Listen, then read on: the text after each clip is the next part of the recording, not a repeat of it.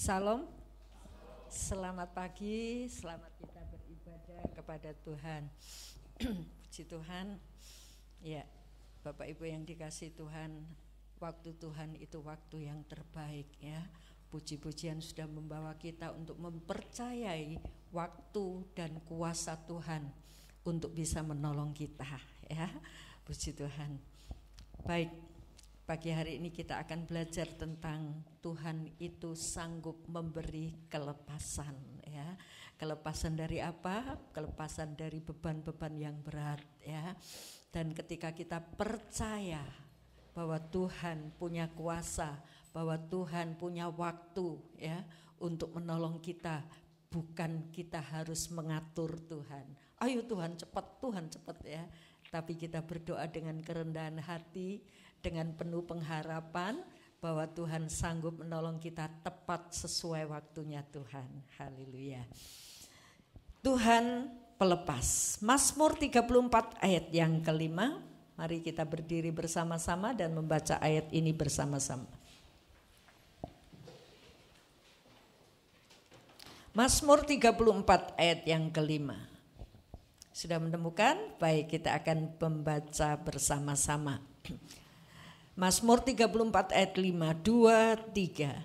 Aku telah mencari Tuhan, lalu Ia menjawab aku dan melepaskan aku dari segala kegentaranku. Amin. Silakan duduk. Haleluya. Jadi ayat ini berkata dari ayat 5 ini, aku telah mencari Tuhan lalu Ia menjawab aku. Dan melepaskan aku dari segala kegentaran. Jadi ketika Daud menulis ayat ini, dia tidak sedang dalam baik-baik saja. Dia sedang dalam ketakutan, dalam kegentaran ya, deg-degan cemas ya. Dan ayat itu berkata saat itu dia mencari Tuhan. Nah saudaraku, banyak orang mencari Tuhan saat seperti Daud. Tapi ketika diberkati Tuhan kadang-kadang lupa. Ada pula yang sebaliknya, ketika diberkati Tuhan dia mengucap syukur, tersungkur kepada Tuhan. Tapi saat menderita dia kecewa ya. Mangan tempe rasane koyo mangan sate, mangan kembang tahu kaya susu. Nah saudaraku, itu adalah ungkapan orang yang mengucap syukur. Dan Daud ketika dalam keadaan terjepit, dalam keadaan kegentaran dia mencari Tuhan. Saat kapan Bapak Ibu mencari Tuhan? Tentu dalam segala waktu ya. Bukan saat kita dalam kegentaran saja, tapi saat kita dalam sukacita juga kita harus memuji Tuhan ya. Dan Daud ini mengatakan dia bermegah akan Tuhan. Mazmur ini ditulis sekali lagi saat dia dalam kegentaran. Jadi dalam kegentaran Daud itu tidak tergerus dengan kegentarannya, sehingga bagaimana saya cari jalan keluar, tapi yang dia lakukan itu bermegah akan Tuhan. Yang dia lakukan itu mencari Tuhan. Coba dibaca Mazmur pasal 34 ayat 2 dan 2 sampai 4. Silakan. Mazmur 34 ayat 2 sampai 4. Aku hendak memuji Tuhan pada segala waktu. Puji-pujian kepadanya tetap di dalam mulutku. Karena Tuhan jiwaku bermegah, biarlah orang-orang yang rendah hati mendengarnya dan bersukacita. Muliakanlah Tuhan bersama-sama dengan aku. Marilah kita bersama-sama memasyurkan namanya. Iya, luar biasa. Aku hendak memuji Tuhan pada segala waktu. Puji-pujianku tetap kepada di dalam mulutku. Tuhan, karena Tuhan jiwaku bermegah. Sebetulnya ayat ini seperti apa kondisinya? Ayat 1 mengatakan dari Daud pada waktu ia pura-pura tidak waras pikirannya di depan Abimelek sehingga ia diusir pergi. Jadi pura-pura menjadi orang gila karena di depan musuh. ya, yang akan menangkap dia. Jadi dia pura-pura, wis aku tak pura-pura gila saja, ya. Dia memegang pintu gerbang, menggaruk-garuk pintu gerbang sambil membiarkan air liurnya meleleh. Jadi orang melihat, oh ini orang gila. Jadi saat seperti itu Mazmur ini ditulis, ya. Dia berkata, aku hendak memuji Tuhan pada segala waktu, pada saat suka, pada saat duka. Dan dia berkata, karena Tuhan jiwaku bermegah, biarlah orang yang rendah hati mendengarnya dan bersukacita. Dia masih mampu untuk menguatkan orang lain ketika dia dalam keadaan kepepet, dalam keadaan kegentaran. Dia masih bisa menguatkan orang lain, biarlah orang yang rendah hatinya, dia mendengar dan bersukacita. Haleluya. Jadi saudaraku, ketika kita mengalami kesusahan dan kita mencari Tuhan, kita mendapat pertolongan, ceritakan supaya orang lain yang sedang dalam kegentaran mereka dikuatkan. Ini yang dilakukan Daud. Bahkan ayat 4, muliakan Tuhan bersama-sama dengan aku. Daud mengajak, mari kita bersama-sama bersukacita. Kowe aja sedih, ya. Walaupun kamu keadaannya terpepet, pacu boku, aurat rasane, ya, untuk dihadapi. Tapi mari kita bermegah karena Tuhan. Bukan bermegah karena kita kuat, karena kita punya, karena kita mampu, tapi bermegah karena Tuhan. Nah saudaraku, ketika Daud mencari Tuhan, Tuhan memberi kelepasan, ya. Ia melepaskan aku dari kegentaran. Demikian pula saat ini Tuhannya Daud waktu itu tidak berubah, sama dengan Tuhannya saudara dan saya. Sebab itu ketika kita datang dalam keadaan keberatan, dalam keadaan beban, dalam keadaan masalah, setiap orang yang datang kepada Tuhan itu tidak akan pernah dikecewakan.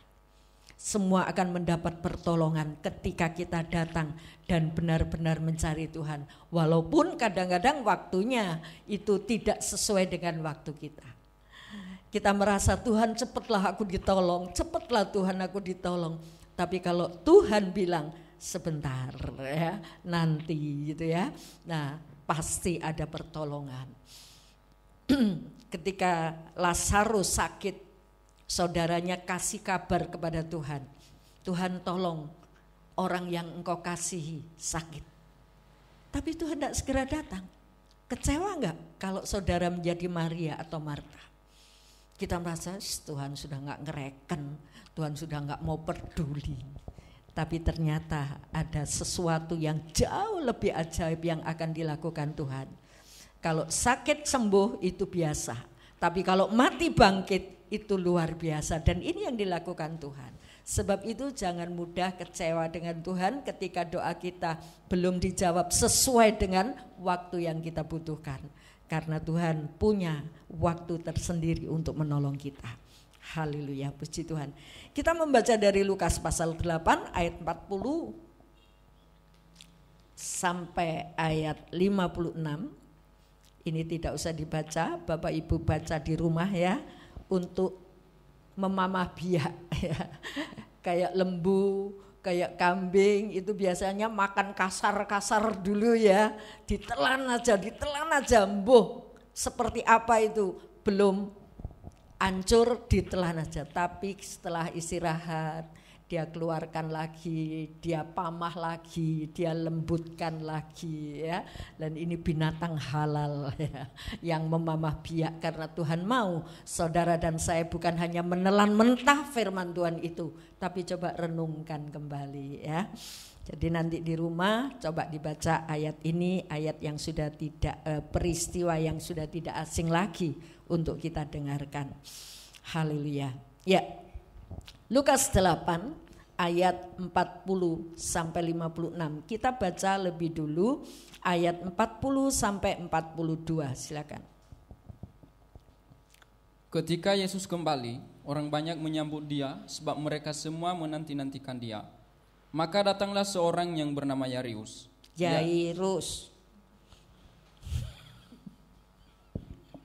Maka datanglah seorang yang bernama Yairus. Ia adalah kepala rumah ibadat.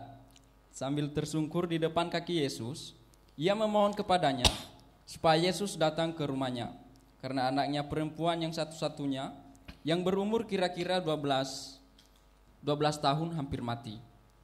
Dalam perjalanan ke situ, Yesus didesak-desak orang banyak. Adalah seorang perempuan yang sudah 12 tahun menderita pendarahan dan yang tidak berhasil disembuhkan oleh siapapun. Cukup. Ya. Di ayat 40 mengatakan ketika Yesus kembali, orang banyak menyambut dia sebab mereka semua menanti-nantikan dia. Jadi ini ceritanya Tuhan Yesus dari Kapernaum, ya. Setelah dari Kapernaum dia menyeberang di Gadara. Di Gadara itu Tuhan Yesus menjumpai orang yang dirasuk setan, ya, di kuburan dan disembuhkan Tuhan. Nah, dari Gadara orang di Kapernaum itu nunggu Tuhan Yesus. Ternyata Tuhan balik lagi ke Kapernaum, ya. Jadi ayat 40 itu mengatakan ketika Yesus kembali, orang banyak menyambut dia dan mereka menanti-nantikan dia. Mereka mengharap-harap, aduh Tuhan kok gak balik-balik nang Kapernaum ya. Nah, ketika Tuhan balik ke Kapernaum ternyata sudah banyak orang berkumpul di sana.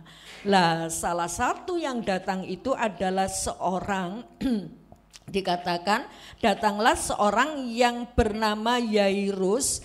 Ia adalah kepala rumah ibadah. Dia datang, jadi di kerumunan orang banyak itu salah satunya adalah kepala rumah ibadat. Dia datang kepada Tuhan Yesus dan apa? Tersungkur, ya. Ia sambil tersungkur di depan kaki Yesus, ia memohon kepadanya supaya Yesus datang ke rumahnya. Jadi Yairus ini kepala rumah ibadat. Dia pergi kepada Tuhan Yesus karena dia mendengar bahwa Yesus itu sudah berbuat banyak hal, menolong orang banyak, baik yang sakit, baik yang dalam beban, baik orang yang dibully, ya. Kamu pezina dibawa kepada Tuhan Yesus, semua menghina, tapi Tuhan menerima. Dan mereka mengharapkan kehadiran Tuhan di Kapernaum dan Yairus ini mendengar, ini loh orang yang aku perlukan. Sebab itu dia datang dengan tersungkur. Apa masalahnya? Anaknya yang umur 12 tahun itu sakit, hampir mati. Haleluya. Nah saudaraku, dalam kondisi seperti ini orang tua mana yang akan bisa merasa baik-baik saja, senang-senang saja. Sebab itu dia lari, wah ini Tuhan Yesus sedang datang kembali ke Kapernaum. Dia lari, dia tersungkur, dia memohon kepada Tuhan. Karena dia membutuhkan kelepasan. Dia sedang dalam kegentaran. Dia datang kepada Yesus. Nah sementara itu ada juga seorang perempuan yang sakit pendarahan. 12 tahun juga dia sakit pendarahan. Yang tadi Yairus punya anak umur 12 tahun. Jadi mungkin bersamaan dengan lahirnya anak Yairus ya. Nah perempuan ini sakit pendarahan. Dan dia mendengar juga akan firman, mendengar akan berita tentang Yesus. Sebetulnya Yesus itu siapa? Yesus itu adalah firman yang menjadi manusia. Nyata di dalam segala aktivitas perkataan Tuhan itu adalah firman yang menjadi manusia. Dan perempuan ini dia sudah merasakan sakit dan dia sudah kehabisan harta berobat, baik ke dokter, ke puskesmas, ke dukun mungkin juga, ke tabib. Tapi enggak sembuh sampai dia kehabisan harta. Dan dia percaya karena penyakit ini penyakit yang memalukan. Jadi kalau dia berteriak seperti Yairus mungkin dia malu ya. Kalau Yairus berkata terus terang, anakku di rumah hampir mati. Tapi perempuan ini berkata dalam hatinya. Ada iman di dalam hatinya. Dia berkata asalku jamah jumbai jubahnya, jubah bagian bawah, aku bisa sembuh. Dan perempuan ini melakukan itu ketika Tuhan Yesus tadi kan mendengar ya suaranya permohonannya Yairus. Kemudian Tuhan Yesus langsung menanggapi, baik aku akan ke rumahmu. Lah sedang dalam perjalanan ke rumah Yairus, Yairus sudah berbunga-bunga, waduh Tuhan cepat sampai ke rumahku Tuhan cepat. Tapi ternyata di tengah jalan ada perempuan ini yang mendekati Yesus dan kemudian menjamah jubah Tuhan Yesus bagian bawah dan akhirnya sembuh. Nah, ketika perempuan ini sembuh, saudaraku, Tuhan Yesus merasa ada kuasa yang keluar dari tubuhnya. Walaupun sebetulnya Tuhan tahu ya siapa yang menjamah, tidak mungkin Tuhan tidak tahu. Kemudian Tuhan bertanya, siapa yang menjamah aku? Akhirnya murid-muridnya, loh kita ini sedang berdesak-desakan kok. Ya semua nyenggol-nyenggol sama Tuhan toh. Mosok ada orang yang menjamah, nguja-nguja. Semua murid-murid Tuhan memberikan argumen, memberikan jawaban itu kepada Tuhan. Gak mungkin Tuhan kita semua berdesak-desakan di sini. Ya semua mesti nyenggol sama Tuhan. Tapi Tuhan ada kuasa yang keluar dari tubuh. Saudaraku, dari sekian banyak orang yang nyenggol-nyenggol Tuhan tadi, cuma satu yang bisa mengalirkan kuasa Allah dalam tubuhnya. Karena apa? Karena punya iman.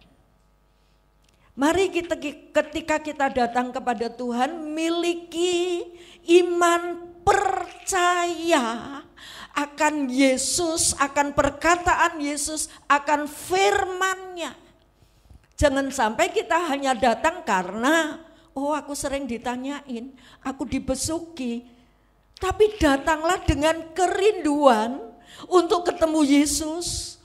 Datanglah dengan kebutuhan, karena firman itu yang akan memberi saudara dan saya hidup. Haleluya. Puji Tuhan. Nah saudaraku, disinilah keduanya boleh mendapat kelepasan, baik Yairus maupun perempuan ini. Setelah perempuan ini mendapat kelepasan, kan Tuhan komunikasi dulu dengan perempuan itu. Bagaimana kalau saudara jadi Yairus? Waduh, ini lagi menghambat, anakku ini sudah hampir mati, ayo Tuhan cepat Tuhan. Begitu biasanya ya, biasanya orang kan gitu ya, enggak sabaran, ayo cepat Tuhan cepat. Sudah jam piro ya, Nah ketika itu terus Tuhan Yesus sudah selesai menyelesaikan dengan perempuan ini. Kemudian dia melanjutkan perjalanannya ke rumah Yairus. Di tengah jalan ada keluarganya, tetangganya mungkin ya, datang memberi tahu Yairus. Yairus, percuma kamu bawa Tuhan Yesus, percuma anakmu wis mati. Gimana perasaan Bapak Ibu kalau jadi Yairus? Loh ya toh, telat toh, gara-gara perempuan ini. Tapi saat seperti itu Tuhan bilang jangan takut, percaya saja. Haleluya. Mari kita bedah kisah ini, saudaraku, apa yang bisa kita ambil pelajaran ya. Tuhan memberi kelepasan ya. Tuhan pelepas judulnya tadi ya. Nah, apa yang bisa melepaskan kita dari segala kegentaran kita ya? Yang pertama kita akan melihat bahwa Tuhan itu melihat iman seseorang. Dan iman Yairus juga iman perempuan ini mendorongnya dia melangkah untuk mencari Tuhan. Banyak orang percaya tapi tidak mau melangkah. Makanya enggak pernah melihat bagaimana kuasa Allah itu. Ya. Banyak orang percaya firman Tuhan, percaya Yesus sanggup, percaya Yesus menolong, tapi enggak mau melangkah. Ketika Tuhan bilang, Ampuni. Tuhan, aku punya masalah besar dalam rumah tanggaku. Aku punya masalah dalam ekonomi. Tapi ketika Tuhan memberi nasihat, kalau kamu punya masalah dengan rumah tanggamu, mungkin dengan pasanganmu, dengan anakmu, bisakah kamu punya hati untuk mengasihi dan menerima dia? Gusti Allah trimo umate senajan akeh dosane. Bisakah kita menerima? Kita cuma percaya Tuhan sanggup menolong, tapi ketika Tuhan mau menolong, membedah masalahnya, ampuni, ini langkah. Haleluya, masih berat untuk mengampuni. Ketika dalam tekanan berat ekonomi, Tuhan mau berkata, minggu lalu kita belajar, anak yang punya hanya 5 roti, sedang melihat sebuah kebutuhan besar, dan anak ini rela menyerahkan. Bisakah kita menyadari berkat yang kita terima itu bukan bagian kita saja, tapi ada bagian-bagian yang harus kita berikan kepada orang lain karena Tuhan menitipkan kepada kita. Juga ada bagian milik Tuhan. Nah, ketika kita mendengar hari ini, wong aku dewe nerimo setitik, saya juga diberkati sedikit, saya belum bisa. Berbagi bukan karena lebih, saudaraku, ya, tetapi berbagi karena kasih. Melihat sebuah kebutuhan pekerjaan Tuhan, anak kecil yang dibawa oleh Andreas memberikan seluruhnya. Jadi saudaraku, banyak orang percaya Tuhan tapi tidak mau melangkah, sehingga tidak mendapat sesuatu. Dia masih tergerus dengan masalahnya. Haleluya. Tapi perempuan yang sakit pendarahan dan Yairus ini datang kepada Tuhan karena dia punya iman, sehingga dia melangkah. Asalku jamah jubahnya, aku sembuh. Yairus tersungkur, Tuhan, tolong anakku yang hampir mati. Jadi keduanya punya iman, dan kemudian iman itu tidak dibiarkan, tapi iman itu ditindaklanjuti. Haleluya. Sehingga mereka menerima pertolongan. Haleluya. Ini yang pertama yang harus kita pelajari, saudaraku. Imannya mendorong untuk dia melangkah mencari Tuhan. Yang kedua, apa yang bisa kita pelajari dari kisah Yairus dan perempuan ini? Ayat 44 dan 48, silakan. Ia maju mendekati Yesus dari belakang dan menjamah jumbai jubahnya, dan seketika itu juga berhentilah pendarahannya. 48. Maka katanya kepada perempuan itu, "Hai anakku, imanmu telah menyelamatkan engkau, pergilah dengan selamat." Dia bukan hanya sembuh, tapi selamat. Haleluya. Dia maju mendekati Yesus dari belakang, bukan dari depan. Karena dia takut, dia malu, karena sakit ini memalukan. Dan ketika dia menjamah, ada kuasa yang mengalir sehingga dia sembuh. Dan ketika Tuhan tanya, dia gemetar, aduh, aku ditanya, kalau aku tidak jawab gimana? Aku sudah sembuh. Nah, dia cerita, aku sakit pendarahan dan aku datang, aku menjamah. Saudaraku, akhirnya Tuhan menjawab di ayat 48, imanmu menyelamatkan. Haleluya. Puji Tuhan, iman yang menyelamatkan itu iman yang ditindaklanjuti. Iman itu apa toh? Iman itu percaya. Pitados mring Gusti. Percaya, tindak lanjuti firman yang kita dengar. Maka kuasa Allah akan bekerja, dan Allah bekerja sesuai dengan caranya, sesuai dengan waktunya yang tidak pernah terlambat. Haleluya. Kalau saudara ingin merasakan kuasa pertolongan Allah, ayo percayai firman, lakukan. Mungkin saudara tidak mampu, aduh gimana ini?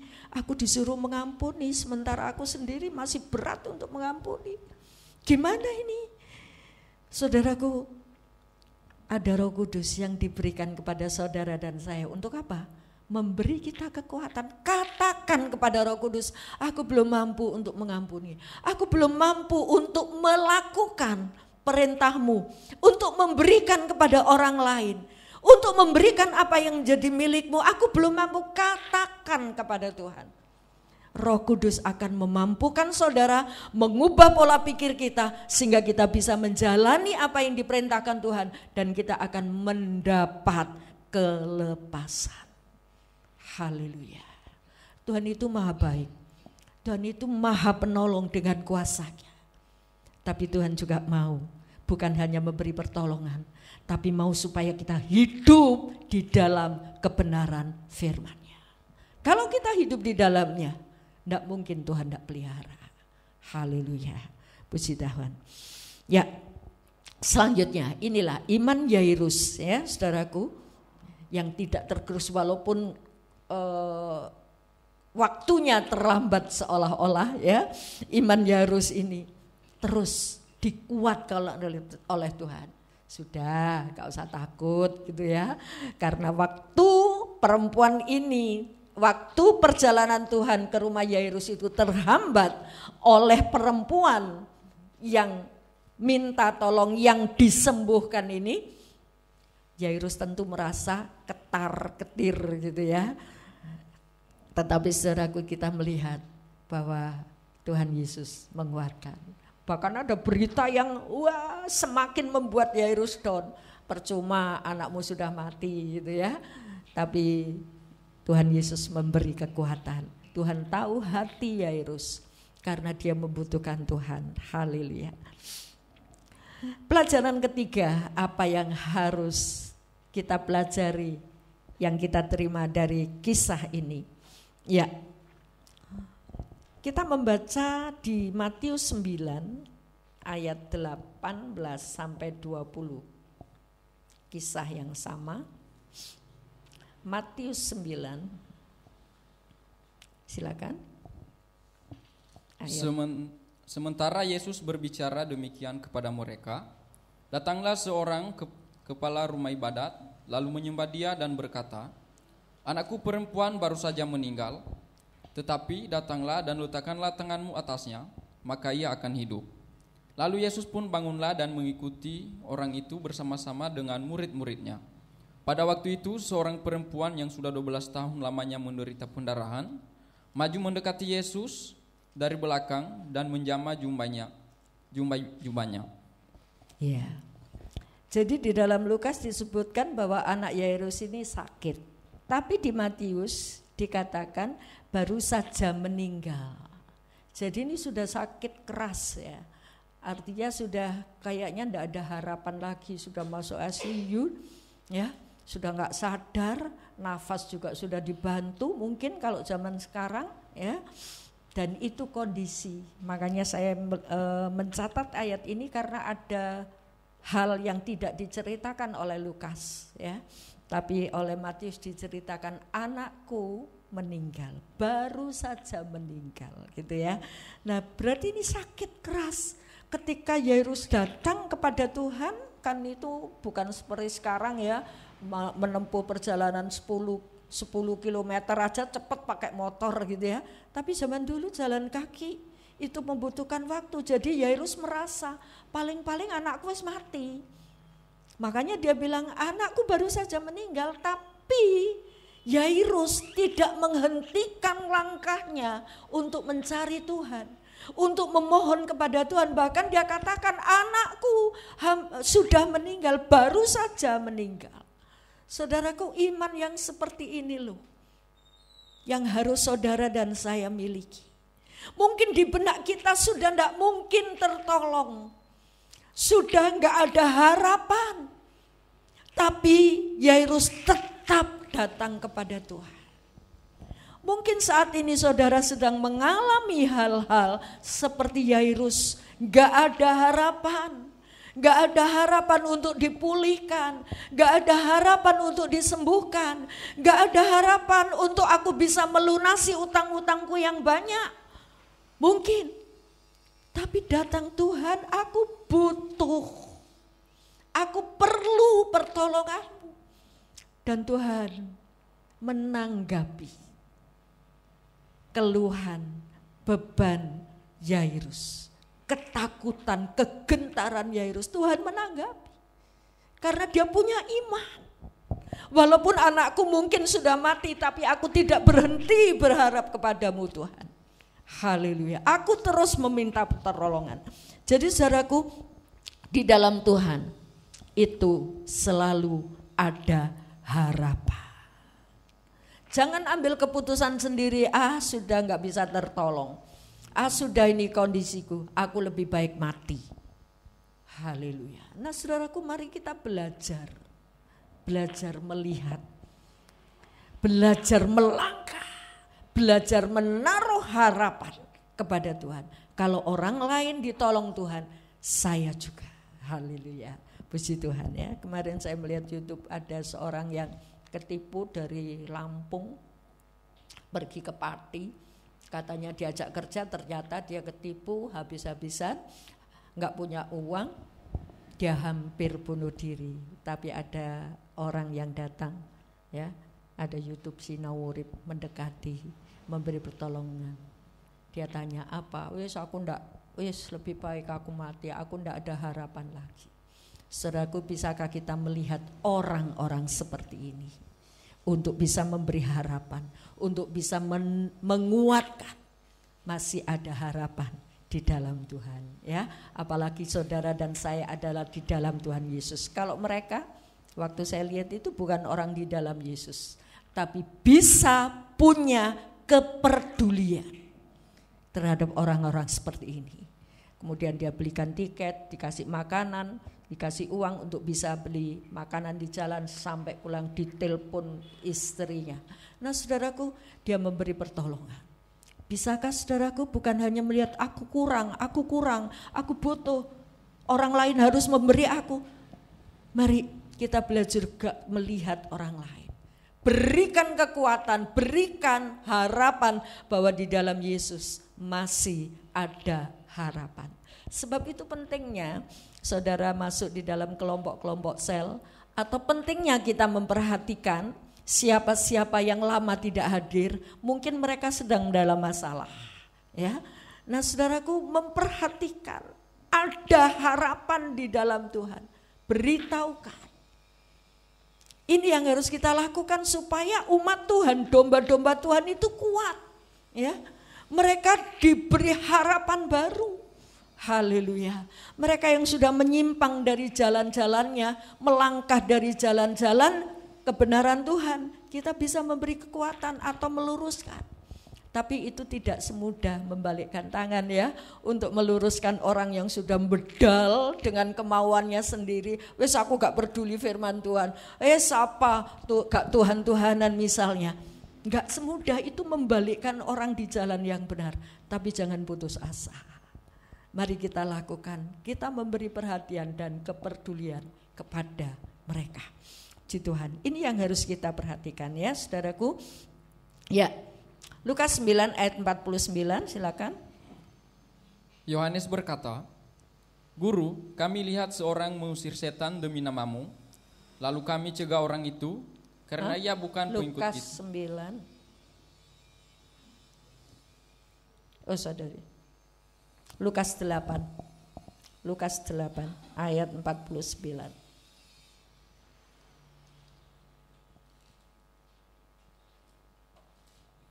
Lukas 8 ayat 49.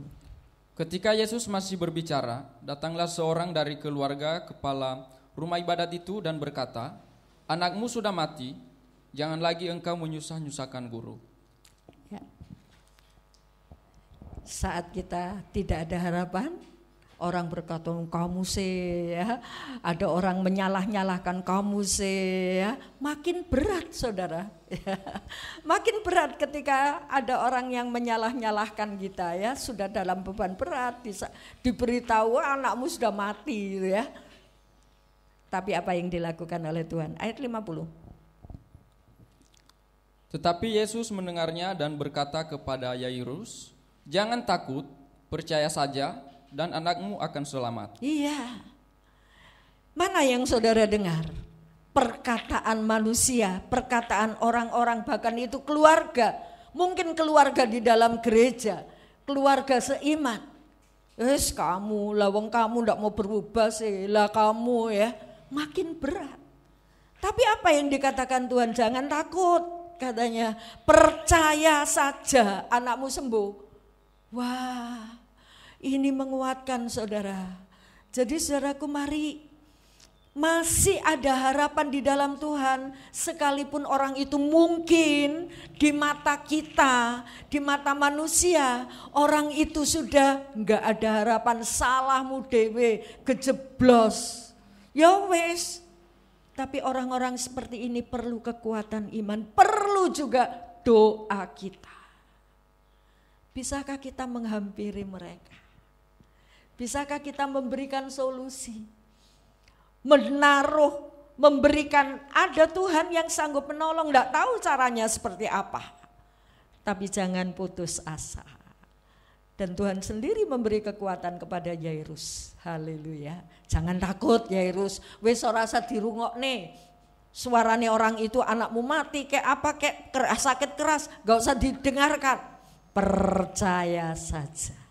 Itu menghiburkan, menguatkan Yairus. Sehingga saudaraku, Yairus juga melangkah dengan pasti ke rumahnya. Aku membawa Yesus. Aku datang membawa Yesus. Haleluya. Tentu dengan harapan yang besar. Haleluya. Dia sanggup memberi kelepasan. Puji Tuhan. Dan ternyata ketika sampai di tempat rumah Yairus, ayat 54 sampai 55, silakan. Lalu Yesus memegang tangan anak itu dan berseru katanya, "Hai anak, bangunlah." Maka kembalilah roh anak itu, dan seketika itu juga ia bangkit berdiri. Lalu Yesus menyuruh mereka memberi anak itu makan. Ya, ternyata Tuhan datang, di situ sudah ada rame orang-orang menyanyikan lagu-lagu sedih. Kalau zaman dulu saya masih SMP. Bapaknya teman saya itu meninggal, orang Chinese ya, masih memelihara adat-adat kuno dari Cina. Itu nanggap orang yang biasa menangis pura-pura gitu lah, gitu ya. Nah, saya juga bingung ini apa ini. Ternyata itu mereka biasanya kan seminggu baru di makam ya. Nah, mereka menangis untuk memberikan suasana sedih. Lah ini di rumah Yairus juga. Ada orang-orang yang sudah melakukan lagu-lagu sedih karena suasana duka.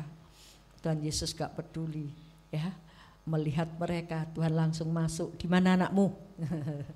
Di dalam kamar, dan semua gak boleh ikut masuk. Yang masuk cuma 3 orang muridnya. Kemudian Tuhan melakukan sesuatu, membangkitkan, menghidupkan anak Yairus ini. Dan setelah hidup, Tuhan bilang, kasih dia makan. Mungkin juga kurang makan. Itu hanya pikiran saya, saudaraku. Semoga salah.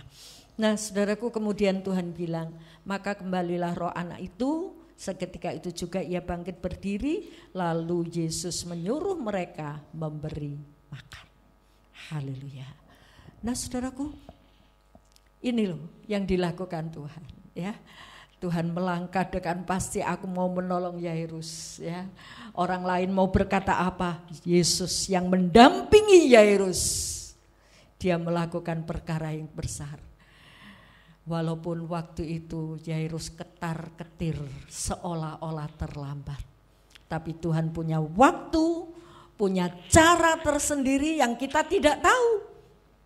Dan ternyata Yairus mendapat kelepasan. Haleluya, puji nama Tuhan. Nah, saudaraku, jangan takut apapun keadaan saudara yang membuat saudara putus asa. Tuhan bisa memberi harapan baru bagi setiap orang yang tidak punya harapan. Haleluya. Mari kita percaya Tuhan. Tuhan, aku gak mampu bisa menghadapi hal-hal ini. Katakan, tersungkur, merendahkan diri, Dengan percaya Yesus sanggup menolong seperti perempuan ini. Asal kau jamah jubahnya, aku sembuh. Dan ternyata itu dialami. Haleluya. Jangan pernah berhenti berharap kepada Tuhan. Karena Tuhan punya waktu, punya cara tersendiri untuk menolong kita. Gak perlu kita dikte. Besok Tuhan, Tuhan harus sembuhkan. Enggak. Biarlah waktunya Tuhan yang berlaku, caranya Tuhan untuk bisa menolong kita. Mari kita berdiri bersama-sama.